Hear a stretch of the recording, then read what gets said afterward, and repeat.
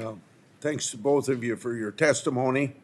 I'm going to start with Mr. Watson. Senator Graham and I have introduced the Human Rights Violators Act, which, among other things, would formally authorize the center and the appointment of a director for the center. And I know you covered some of this in your written statement, but for those who may not be familiar, could you briefly, and I emphasize briefly because I got some longer questions for you to answer, explain what the center does, in particular use the Operation No Safe Haven as an example? Yes, sir. So to begin, the center in its operations has investigative support teams, regional support teams, as well as the Human Rights Target Tracking Team. And they all work amongst interagency partners in, one, vetting and validating leads, receiving tips, and then forwarding investigative leads and referral for ongoing investigations. So the center is robust with over 77 members that support ongoing human rights violators and war crimes cases. So that level of effort continues with great success. And we believe that if the center were codified, it would institutionalize interagency relationships and also send a message to the international community that the United States government affirms its position as the United States will not be a safe haven for human rights violators and war criminals. I think you just answered my next question, Mr. Watson, the importance to formalize and authorize a center. So let me go on. Could you explain why the work of the center is so important in ensuring that human rights violators from around the world don't find a safe haven in the United States? The work of the center is important because with any conflict that occurs across the globe, victims come to the United States. They're seeking an opportunity to be free from the perpetrators of crimes against humanity and or war crimes. With that being said, sometimes the perpetrators will follow, and they also can come to the United States by way of fraud or false pretense. So the work of the center in one, leveraging our regional support teams, as well as our partnerships across the interagency, the international community, as well as NGOs and academia, are critical. One, to keeping track as to events and conflicts that are occurring across the globe, unintended as well as consequences that present themselves, and then what the appropriate response will be in coordination with our interagency and international partners. Before I go to Mr. Rosenbaum, I know that you also mentioned the importance of taking action on FGM. I just wanted to flag that my bill addresses that issue as well.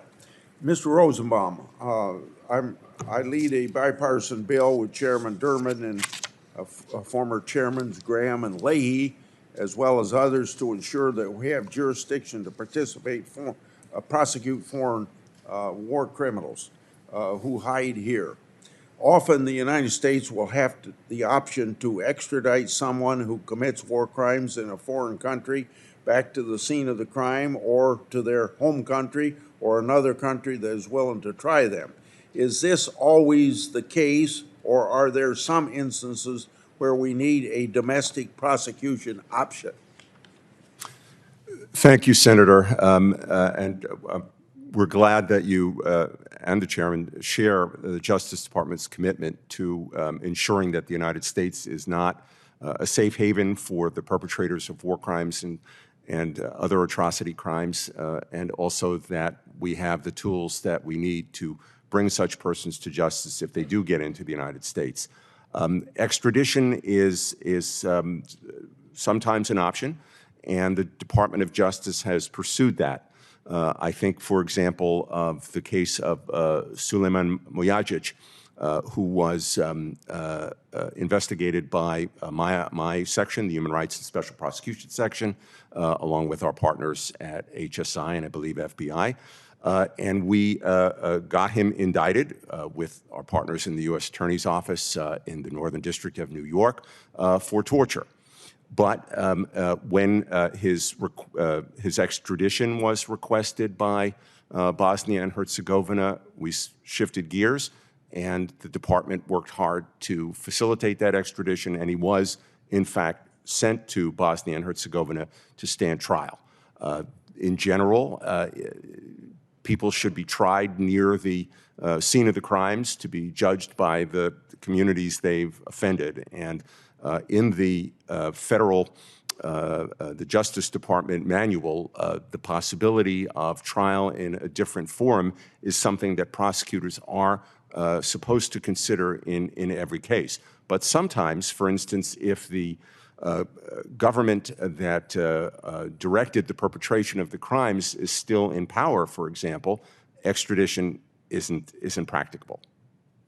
Could I have a follow-up? For you, Mr. Rosenbaum, discuss some of the statutes that have successfully used present in jurisdiction. As you've mentioned, Senator, there are numerous statutes that incorporate present in jurisdiction.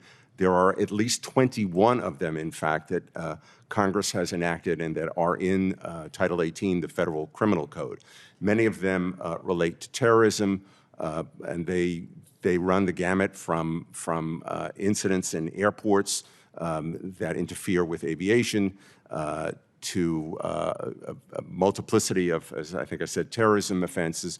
And we also have present in jurisdiction under the torture statute and under the genocide statute, as well as the statute criminalizing use or recruitment of child soldiers, which kind of sounds in war crimes as well, and in the female genital mutilation statute. So the absence of present in jurisdiction in the war crime statute is sort of an outlier among the human rights enforcement statutes.